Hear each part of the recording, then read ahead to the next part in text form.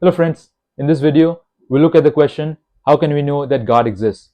This is one of those questions that has been asked and debated throughout history by philosophers, theologians, scientists, scholars, laypersons, etc. And arguments and evidence have been put forward for and against the question of God's existence. And people have come to different conclusions on this question. So this is not a trivial question. It is a pretty serious one. Your answer to it and what you do about it could perhaps impact your life now and the next one, depending on whether you believe that God exists and the hereafter exists. It is often put this way that one can't prove or disprove the existence of God, at least in terms of mathematical certainty, but one can offer arguments for and against the existence of God. Let me start with this question and then present arguments for the existence of God. Why does anything exist at all? The philosopher Martin Heidegger asked this question: why is there something rather than nothing? Why is there something rather than nothing? Why do galaxies, stars, planet, earth, air, water, trees, plants, animals, human beings, atoms, and molecules exist? Why does any of this exist? Why does the universe as a whole exist? Well, some would answer by saying that the world has always existed, it is eternal. Others would argue that the world is an illusion, it is not real. And still others would say that the universe was created out of nothing by itself. And others would say that the universe was created by something. I'll briefly respond to these different views as I present arguments in favor of God's existence. First, the cosmological argument. This argument has a long history. It basically states that the universe needs a cause to exist. The argument goes like this: anything that begins to exist must have a cause or must be caused by something. This is the law of causality, which is that things don't begin to exist or happen without a cause, and science relies on the law of causality. Anything that begins to exist must have a cause or must be caused by something. Second, that was premise one. Premise two, the universe began to exist. Therefore, the conclusion, the universe needs a cause or was caused by something. And this something is ascribed to a mind or the creator God.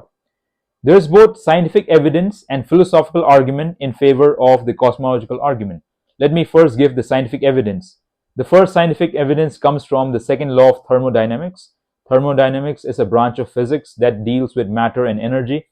The second law of thermodynamics states that the universe is running out of usable energy, and because of this, the universe is moving from a state of order to a state of disorder or entropy, and the universe will eventually die a heat death. The point to note here is that if the universe never had a beginning and it was eternal, then the usable energy in the universe would have already run out and the universe would have already died a heat death. But because the universe has not reached a state of total disorder and it has not yet died a heat death, it follows that the universe is not eternal and therefore the universe must have had a beginning in the past.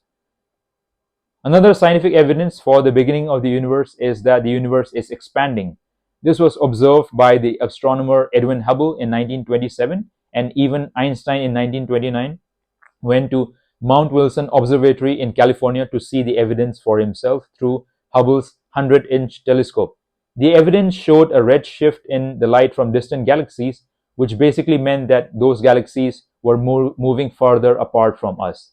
And if the universe is expanding, then if we go back in time, one reaches a point at which there was a point from which the universe exploded into existence. It is at this point that space, time, and matter had a beginning, since space, time, and matter are correlative. Which means that they go together. Now, I can't go into the details for in this short video, but other scientific evidence for the beginning of the universe would be the radiation afterglow, the discovery of a mass of energy known as the Great Galaxy Seeds, and Einstein's general theory of relativity. I recommend Stephen Meyer's book, Return of the God Hypothesis, a massive book, if you want to dive into the details regarding the scientific evidence for the beginning of the universe. So that was the scientific evidence. Now the philosophical argument. The philosophical argument is stated this way: time as we know cannot be infinitely stretched back because an actual infinite number of passing moments cannot be covered. If an actual infinite number of passing moments can be covered, then we cannot have arrived at today. But we have arrived at today, therefore an infinite number of passing moments cannot have taken place before today. And if an infinite number of passing moments cannot have taken place before today, then it follows that there must have been a point at which time started. And by Combining the scientific evidence and the philosophical argument, we can state that the universe had a beginning. And this combination refutes the various views I mentioned above. It refutes the view that the universe is eternal, because from both scientific evidence and philosophical argument, we can see clearly that the universe had a beginning and that time cannot be infinitely stretched back, and therefore the universe is not eternal. It also refutes the view that the universe or reality is an illusion. This is a self defeating view because you need to exist first to make the assertion that reality or universe, which includes you, is an illusion. And the combination of the scientific evidence and the philosophical argument also refutes the view that the universe was created out of nothing by itself. But it has been stated by philosophers that out of nothing comes nothing. Out of nothing comes nothing.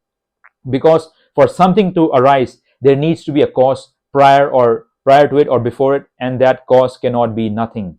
Even the great skeptic David Hume said this: I never asserted so absurd a proposition that something could arise without a cause. Third, the teleological argument. The teleological argument, which has different forms, basically states that there is design, order, and harmony in the universe, which seems to indicate that there is a purpose. The Greek word telos means purpose or goal or design.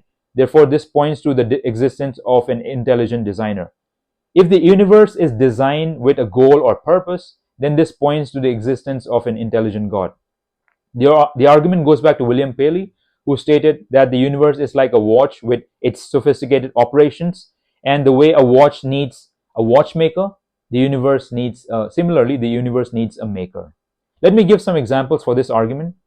Take the existence of life on Earth. The universe needs so many finely tuned constants with zero error in their ratios to allow for the existence of life on Earth. The combination of gases, the rotation of Earth on its own axis. If it's too fast, the wind velocity would make life unlivable. If it's too slow, the temperatures all over the world would make life impossible to survive. The existence of Earth near Jupiter, which protects Earth using its gravity, thereby shielding Earth from comets and asteroids, etc. Other examples of the teleological argument come from biology. When we look at the human eye, it needs all the parts to be present and function for one to be able to see. When we observe the DNA of a single cell amoeba, it has information that can cover 1,000 sets of the Encyclopedia Britannica, and this information is not a random one, but it manifests genetic alphabets in a specific order that resembles a written language. And language cannot be written without the agency of an intelligent mind. Fourth, the argument from moral law. Human beings have an understanding of right and wrong within them, and they are held accountable to that.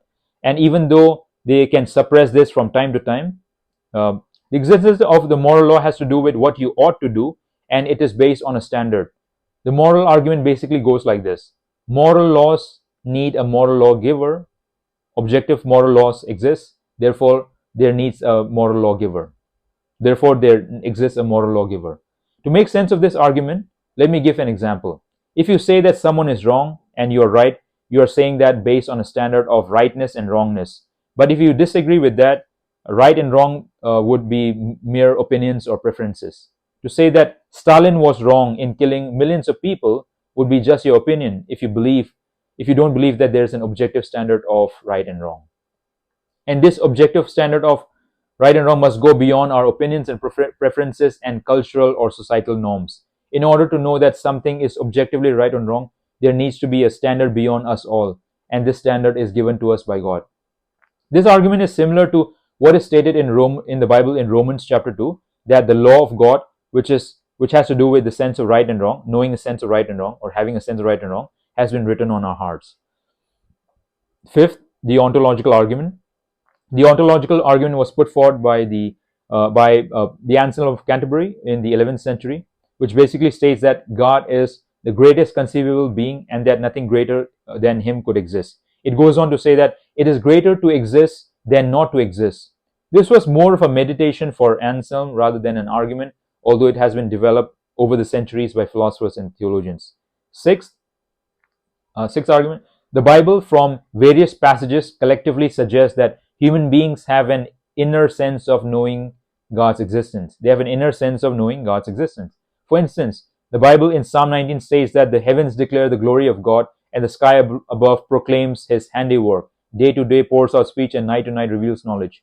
The idea herein is that when we examine the universe and see its complexity and beauty and the awe it inspires within us, we sense that this is the work of a powerful being who has created it. And as per Romans chapter 1, humanity has an inner sense that God exists. In Romans chapter 1, it states that people know the creator God exists, but this suppress this truth of God in unrighteousness and exchange the truth of God for a lie. That is to say, human beings deny or suppress or twist the truth of God's existence, the truth of the existence of the true God, because of their sins or their sinful nature, and therefore they can misread or misinterpret the evidence of God's existence. And sixth, lastly, we can know that God exists because of the bodily resurrection of Jesus Christ. If God had bodily raised Jesus from the dead, then it follows that God exists. I'll share more about the historical details on the bodily resurrection of Christ in one of my future videos. In all, one can see that there are good arguments and evidence ranging from scientific to philosophical to biblical to show that God does exist.